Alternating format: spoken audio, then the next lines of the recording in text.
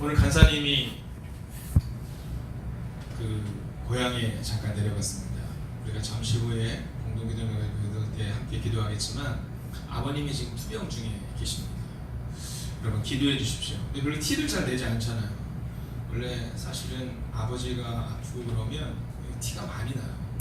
어떤 사람들은 이게 진짜 뭐 인생에 꼭 하늘이 무너지는 것처럼 그렇게 행동하는 사람들이 종종 있어요. 근데 어쩔 보면 이게 그분의 감정이 진짜 아버지를 위하는 건지 모르는데요. 우리 간사님은 진짜 티 안 내요. 티 안 나고 그냥 늘 일상을 그렇게 살아갑니다. 그래서 이제 어저께 저녁에 내려갔다가 수요일날 또 성교학교에서 또 바로 올라와요. 여러분 위해서 기도해 주시기 바랍니다. 또 그러다 보니까 우리 전도사님이 아주 뒤에서 얼마나 바쁜지 몰라요.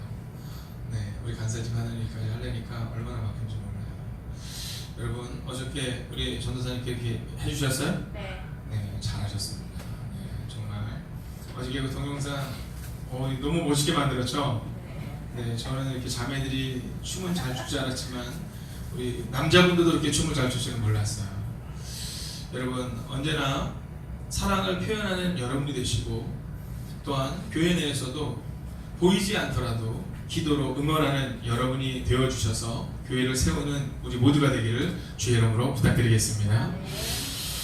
자, 오늘 우리가 함께 제목을 먼저 한번 따라해 보기를 원합니다. 함께 읽을까요? 시작! 함부로 말하지 말라. 비같이 내리시는 축복이 있다. 아멘. 여러분 오늘은 우리 옆뒤적으로 한번 축복해야 될 필요가 있어요. 함께 선포하겠습니다. 비같이 내리시는 축복이 있습니다. 비같이 내리시는 축복이 있습니다. 아멘. 자, 어제도 우리 김홍식 권사님이 이제 앞에 나서 기도를 하시는데 하나님 우리가 기적의 행군을 해 나가는데 이 기적의 행군을 해 나갈 때 하나님의 은혜를 허락하여 주시옵소서. 이렇게 기도하는데 얼마나 은혜가 되는지 몰라요. 여러분 그러나 우리가 잊지 말아야 되는 것은 기적의 행군을 해 나간다고 해서 우리 가운데 문제가 발생되지 않는다는 것이 아니라 문제를 넘어서는 것, 이게 기적의 행군이죠.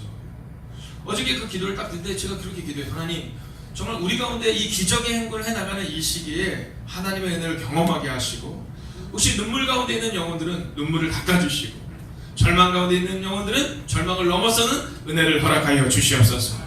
여러분 바로 이것이 우리가 기대해야 될 마음이라는 거예요. 근데 오늘 이스라엘 백성들이 기적의 행군을 하고 있는데 이 이스라엘 백성들의 행동이 참 너무너무 우리와 똑같아요. 이스라엘 백성들의 이 모습들이 정말 우리와 너무나도 같다는 거예요. 오늘 본문의 말씀을 보면 1절에 보면 이렇게 기록하고 있습니다. 이스라엘 자손의 온 회중이 엘림에서 떠나 엘림과 시내산 사이에 있는 신광야에 이르니 애굽에서 나온 후 둘째 달 15일이라. 자, 둘째 달 15일 어떤 날입니까? 첫째 달 15일이 남았으니까 지금 이스라엘 백성들이 이 신광야에 이르렀던 때가 애굽에서 나온 지 딱 한 달째 되는 날입니다. 첫째 달 15일이 남았기 때문에 딱 한 달이 된 이 시기 과연 이들이 어떠한 행동을 하고 있느냐라는 겁니다. 하나님께서 우리 가운데 얼마나 놀라운 기적을 주셨는가를 생각해보면 여러분 상상할 수 없는 은혜를 지금 주신 거예요. 자, 10가지의 재앙이라는 애굽에는 재앙이었지만 이스라엘 백성에게는 하나님이 내 편이라는 것을 알려주는 시간이었어요. 다른 어떤 것보다도 하나님이 내 편이셨던 거잖아요. 10가지의 재앙의 시간을 통해 이스라엘 백성이 받았던 은혜를 한번 생각해 보십시오. 그로부터 한 달이 채 지나지 않은 겁니다. 또 어떤 일이 있습니까? 그들 앞에 홍해가 가로막히는데 홍해가 갈라지잖아요. 또 어떤 일이 있습니까? 애굽 군대, 그들을 계속해서 공격하는 애굽 군대가 다 물속에 수장되는 은혜를 경험하지 않습니까? 그 일을 다 경험했는데 아직 그리고 나서 한 달밖에 되지 않았는데 그들이 또한 어떤 일을 경험합니까? 마라에 이르르니까 물이 쓴물에서 먹을 수가 없는데 거기서 단물을 경험하잖아요. 자, 그리고 나서 또 어떤 일을 경험합니까? 조금 가니까 엘림이라는 곳에 가니까 12개의 샘과 70그루의 종려나무를 경험하게 되는 겁니다. 상상할 수 없는 은혜를 경험하게 된 거죠. 자, 그 모든 것들이 이스라엘 백성에게 지금 한 달도 채 지나지 않은 상황인 겁니다. 오늘 성경은 그것을 분명히 말해요. 둘째 달 15일이다. 즉 딱 한 달째 되는 그날이다. 자, 그럼 어떻게 해야 됩니까? 은혜가 막 넘쳐야 되잖아요. 2절을 같이 한번 읽어볼까요? 2절 함께 있습니다. 시작. 이스라엘 자손 온 회중이 그 광야에서 모세와 아론을 원망하여. 아멘. 할렐루야. 여러분, 원망해서는 안 된다는 겁니다. 우리는 원망이 너무 우리 입술에 붙어 있어요. 원망은요, 우리에게 있어서 어떠한 우를 범하게 하냐면 판단력을 흐리게 합니다. 이스라엘 백성들이 출애굽을 한 후에 실수할 때는 늘 언제였느냐 하면 바로 이 원망이 있을 때였다라는 거예요. 원망이 있을 때였다. 여러분, 10가지의 지하 홍해가 갈라지고 애국 군대가 사라지고 마라의 쓴물이 되고, 그리고 그것이 단물이 되는 은혜를 경험하게 되고 엘림에 이르게 되고, 그리고 지금 딱 한자할 때 되는 해 드디어 신광야에 이르는 거예요. 하나님 어렵지만 하나님의 은혜가 너무 커요. 이렇게 말해야 되는데 오늘 이들이 뭐라고 했냐면 원망하고 있다라는 겁니다. 근데 그 원망의 이유가 더 가관입니다. 여러분, 3절을 한번 읽어볼까요? 함께 있습니다. 시작. 이스라엘 자손이 그들에게 이르되 우리가 애굽 땅에서 고기 가마 곁에 앉아있던 때와 떡을 배불리 먹던 때에 여호와의 손에 죽었더라면 좋았을 것을 너희가 이 광야로 우리를 인도해내어 이 온 회중이 죽여 죽게 하는도다. 아멘. 자, 첫 번째 우가 뭡니까? 너희가 이 광야로 우리 인도해냈다는 거예요. 여러분, 인도해낸 사람은 모세와 아론이 아닙니다.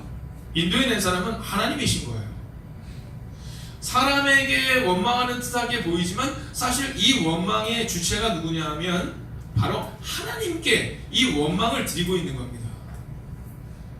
보이기에는 뭔가 멋있게 너희가 라고 표현하지만 너희가 아니라 하나님이 우리를 이렇게 죽게 만드느냐라고 말하고 있는 거예요. 전반부를 보실까요? 자, 이들이 애굽에서 얼마나 힘들었으면 출애굽기 1장에 무엇을 기록하고 있는지 아십니까? 1장과 2장을 주목해서 보면 그들이 너무 고통스러워서 하나님께 울부짖고 부르짖는 장면이 기억나요. 하나님, 우리를 불쌍히 여겨달라고, 우리를 구원해달라고 기도하거든요. 근데 지금 이 광야에 나온 지 얼마 되었다고요? 네, 한 달밖에 안 된 거예요. 한 달밖에 안 된 거예요. 여러분, 신광야에 이른 한 달밖에 안 되고 이 마라의 쓴물을 지난 지 진짜 뭐 보름도 안 되고 며칠 안 된 상황이에요.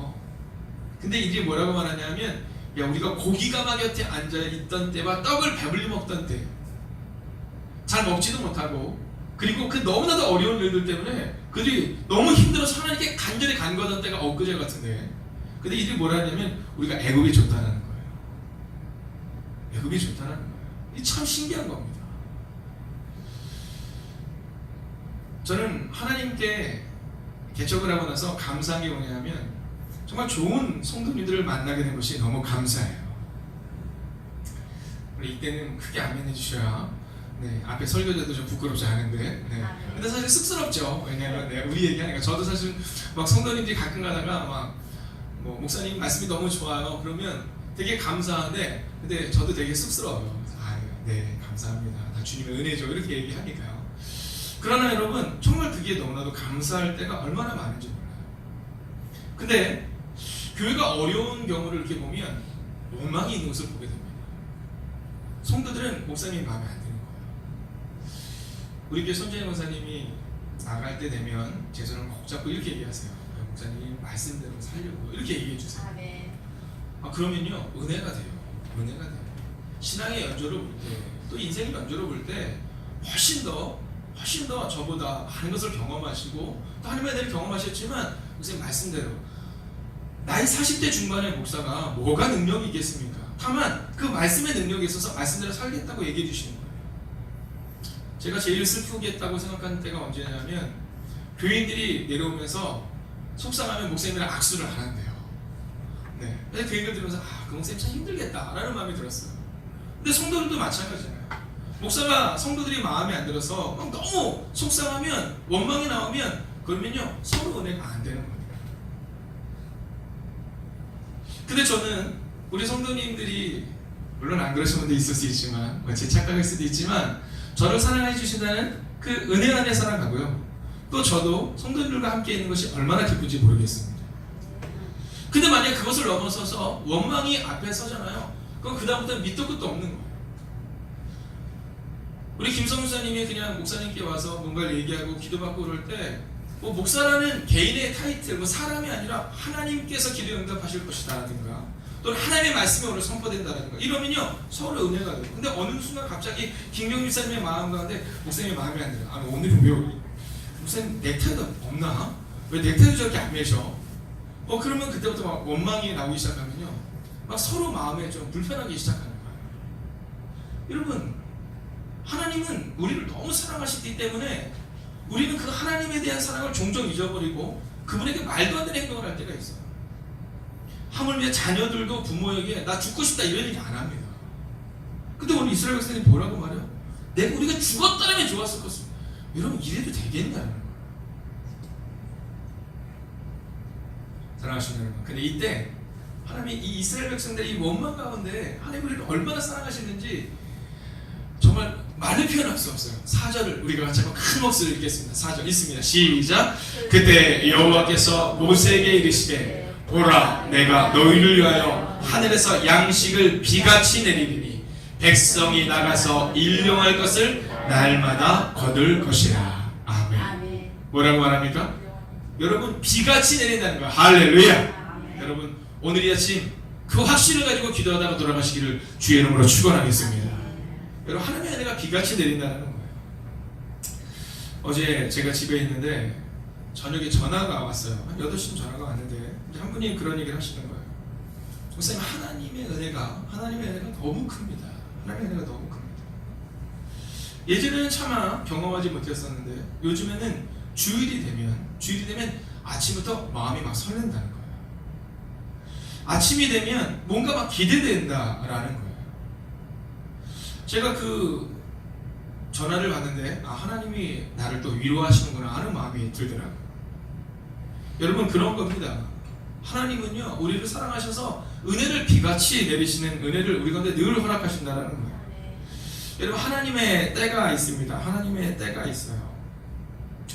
개척을 하고 어려움을 겪었던 때가 종종 있습니다. 성도님들에게는 이제 지나서 얘기를 하는 거지만, 근데 그 어려움을 겪을 때가 종종 있었어요. 그 중에 하나는 뭐였냐면, 처음 교회를 개척하고 나서 이제 교회를 어떤 분들이 방문하신 거예요. 어떤 분들이 방문하셨는데 이제 인터넷 설교를 듣고 방문하신 거예요. 인터넷 설교를 듣고 방문하실 때는 저희 교회 또 우리 전도사님이 얼마나 이 홈페이지를 잘 만들어 놓으셨어요. 그 홈페이지만 딱 보면 막 진짜 완전 대형 교회 같잖아요. 네, 그래서 딱 오셨는데 와서 예배를 딱 드리는데 깜짝 놀라신 거예요. 예배 시간 급박해서 오셔서 예배는 드리긴 드렸는데 너무 작으니까 이분이 어떻게 해야 될지를 모르시는 거예요. 저는 말씀만으로는 채울 수 없는 그 무엇이 있다고 생각합니다. 그러면 또 그분들에게는 하나님이 허락하신 교회가 있다고 생각해요. 그래서 그분들에게 한 번만 더 와보세요 이런 얘기 하지 않습니다. 왜냐하면 하나님이 약속하신 장소가 있어요.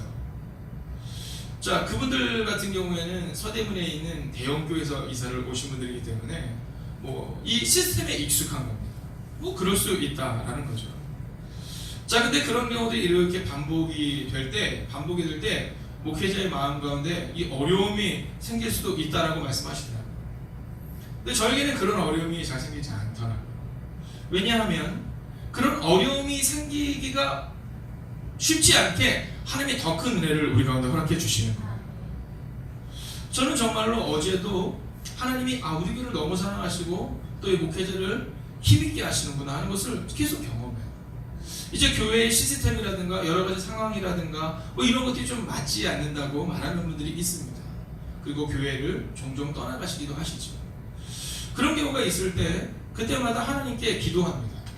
어떤 기도를 드리냐면 하나님 더 큰 교회가 되게 하소서라고 기도하는 것이 아니라 하나님께서 그분들에게 꼭 맞는 교회로 그분들을 보내주시고 또 저희 교회에 꼭 맞는 분들을 우리 교회도 보내주시옵소서 라고 기도해요. 근데 어저께 박석상 형제님께서도 등록을 하시는 겁니다. 사실 저희는 등록을 강요하지 않잖아요. 어저께 이광호 목사님이 제 방으로 청년들의 이렇게 모임 있으면 잘 안 들어오세요. 어른들도 다 갑자기 문을 똑똑 두더니 중요한 게 있어서 얘기를 꼭 해야겠다 그러더니 우리 석상 형제가 등록했습니다. 그리고 나가는 거예요. 한 4주 정도 교회를 이제 나와보시기로 하셨는데 어제 드디어 본인 스스로 등록을 하신 거예요. 어저께 한 자매가 또 교회에 방문을 했습니다. 근데 이분 어머님이 저한테 한번 연락을 주셨어요. 제가 그분을 잘 알지 저는 그분을 전혀 모르고 이제 그분만 저를 아는 겁니다. 같은 지방에 계시는 분이신데 근데 아마 이분이 외국에서 오신 듯해요. 네, 번호 자체를 우리나라는 010 이렇게 쓰잖아요. 뭐 플러스 8이 이렇게 안 쓰거든요. 외국에서 오신 분인 것 같은데, 외국에서 오셔서 섬기는 교회는, 부모님이 섬기는 교회는 있는데 이제 와서 종종 말씀을 듣고는 그 말씀에 은혜가 돼서 목사님 교회로 가도 괜찮느냐고 물어보시더라고요. 그래서 제가 그래서 아유 괜찮습니다. 곧 이제 뭐 또 나가셔야 되는 상황이니까 하나님의 은혜를 받으신 거죠. 자, 이 젊은이의 마음가짐은 원래 대형교회에 부모님이 다니시는데, 근데 말씀의 은혜가 또 이곳에 있고 성도님들께서도 같은 은혜를 받는 거예요. 여러분, 하나님이 비처럼 내리시는 은혜가 우리 행복의가 큰 교회에 있다는 믿음을 가지고 달려온 세월이 바로 3년 8개월의 세월입니다. 그리고 하나님은 정말 비같이 내리는 은혜를 우리 가운데 경험케 하셨어요. 어저께 제가 우리 미선자매랑 같이 대화를 하고 있는데, 미선자매가 그런 얘기 하고, 목사님이랑 저랑 있었던 기간이 한 8개월도 안 돼요, 이렇게 얘기하더라고요. 저는 진짜로 미선자매는 한 2년 있는 줄 알았어요. 근데 어저께 얘기를 들어보니까 진짜 한 8개월밖에 없었더라고요. 근데 그 8개월의 기간 가운데 하나님 얼마나 큰 은혜를 주셨는지 몰라요. 근데 그 중에 가장 큰 은혜가 뭐였느냐 하면, 미선자매에게도 저에게도, 물론 8개월밖에 안 됐을 때는 교회가 아주 작았죠. 오직하면 미선자매가 중국으로 가면서 이 교회를 놓고 가지 못하는 거예요. 목사님 가지 말라고 하면 제가 안 갈게요, 이렇게 말할 정도였었어요. 근데 하나님께서 그 8개월의 시간 가운데 그러함에도 불구하고 하나님이 비같이 내린 은혜를 허락하실 것이다라는 믿음을 우리가 내주셨거든요. 근데 어저께 그런 거예요. 목사님, 하나님이 비같이 내리는 은혜를 허락하셨다. 중국에서 올 때마다 본인이 너무너무 놀랐다. 그리고 또한 저도 미선자매에서 놀라는 게 뭐냐면, 이제 미선자매가 한국으로 돌아올 계획을 가지고 있다는 거예요. 갈 때는요, 어떤 분들이 저한테 그러셨어요. 목사님 꼭 잡아야 된다고, 저 자매 가면 안 온다고. 여러분, 물론 한국으로 와서 또 다른 교회를 섬겨야 되는 은혜를 또 하나님 허락하실지도 모릅니다. 그건 누구도 알 수 없는 거고, 우리는 기도할 뿐이지만, 근데요, 정말 3년이 되니까 하나님이 많은 것을 경험케 하시고, 그리고 새로운 일을 주님이 주셔서 이제 새로운 출발을 하게 되었다는 겁니다. 제가 미선자를 보면서 느낀 것은, 하나님이 개인의 삶 가운데도 비같이 내리시는 은혜가 있구나. 그리고 함부로 원망하면 안 되겠구나. 제가 그랬거든요. 자매님, 중국 가면 놀랍고 위대한 것을 볼 거고, 돌아와서 그 받은 은혜를 사람들과 나눠라. 그리고 제가 그랬거든요. 혹시 아냐, 돌아올 때 둘이 돌아올지. 그래서 정말로 둘이 돌아와요. 결혼을 해서. 여러분, 오늘 이 새벽 이 시간 우리의 마음 가운데 혹시 내 힘으로 도저히 이길 수 없는 문제가 있다면, 그때 원망이 아니라 내가 하늘에서 양식은 비같이 내릴 것이라고 약속하셨던 그 하나님의 음성을 기억하십시오. 그 하나님이 얼마나 세미하신 분이신지 4절 후반부를 보면 이렇게 기록하고 있습니다.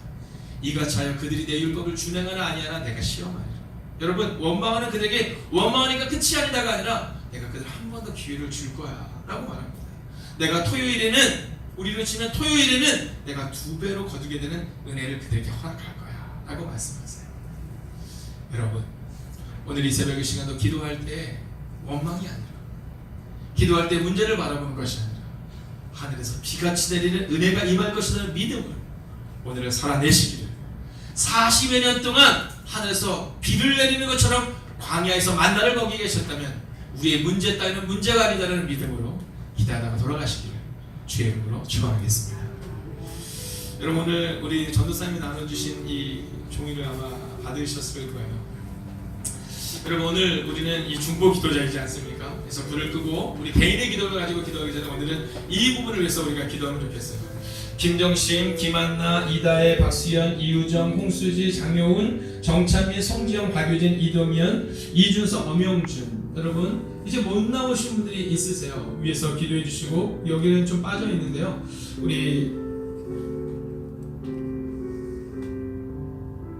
성함이 제가 생각이 안 나는데, 네, 이분들을 위해서 기도해 주시고, 그리고 여름 행사를 위한 기도가 있습니다. 그 위에서 기도 제목부터 쭉 기도해 주시기 바라고, 그리고 오늘부터 이제 고등부와 아이들이 또 한번 도전의 시간을 갖습니다. 어저께 이 옆에 교회에 있는 비올라 교회라는 교회에서 학생이 한 명이 왔었어요. 성균관대 경영학과를 나온 친구입니다. 그래서 성균관대 경영학과 정도 되면 우리나라에서 1등급에 들어야 되는 아주 탁월한 학생입니다. 근데 이 자매가 개척교회의 목사님 따님이었어요. 개척교회. 그래서 한 번도 학원을 안 다녀봤답니다. 다닐 수 있는 상황이 아니었었어요. 근데요, 고등학교 1학년 때까지는 20% 안 애들 정도로 그냥 뭐 잘하긴 했지만 아주 잘하지는 않는 학생이었는데, 이 친구 그러더라고요. 와서 아이들에게 뭘 얘기하냐면 세 가지 얘기하는데 첫째가 새벽 기도를 얘기하는 거예요. 자녀는 고3 때도 새벽 기도를 했다는 겁니다. 하나님의 은혜를 경험했다는 거예요. 그리고 자기 관리를 이야기하면서 쭉 얘기를 하는데 얼마나 큰 은혜가 있었는지 몰라요. 그러면서 본인도 학원 한 번도 안 다녔습니다. 그러나 하나님이 함께 하셨습니다라는 얘기를 하더라고요. 여러분 오늘부터 이제 우리 고등학교 아이들이 또한 새로운 도전을 가지고 오늘부터 새로운 학리원에 출발을 하게 됩니다. 여러분 그 부분을 위해서 기도해 주시기 바랍니다. 여러분 불을 끄기 전에 우리가 이 내용을 가지고 함께 먼저 공동기도 제목을 가지고 기도하겠습니다. 함께 기도합시다. 살아계신 아버지 하나님, 오늘도 우리가 주님을 기대하고 소망하며 나아갑니다. 아버지 김정씨 할머니